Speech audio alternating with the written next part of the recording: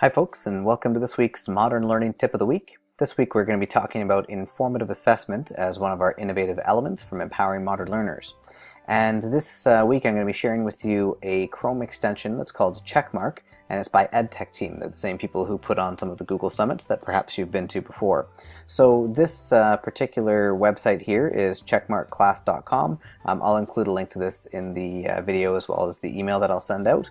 And then if you click on Get Checkmark, then it will take you into the Chrome Web Store, or you can just go to the Chrome Web Store, and again I'll include a link to this in the email and video as well, where you can add the extension to your Chrome browser. So once it's added, you will see it come up here as this little green check mark, and you want to make sure that it's green because that means that it's activated. If it shows that it's gray, it means it's not activated.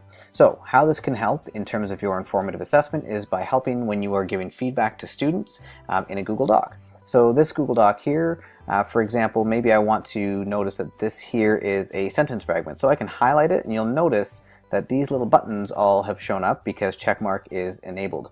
So I've got different ones. For example, I've got check capitalization or fragment or punctuation or spelling.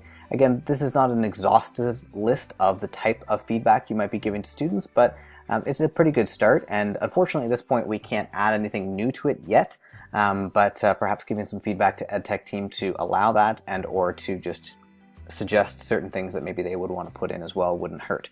So in this case, this is a sentence fragment, so if I click on the F, you'll see that it automatically adds a comment off to the side. I didn't have to type anything, it just tells them to check for fragment.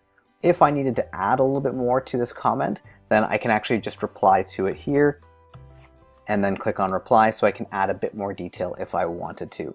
But again, if I find a spelling mistake here, I can click on the word and then just click on the S for spelling, and then maybe I think down here that they should be starting a new paragraph.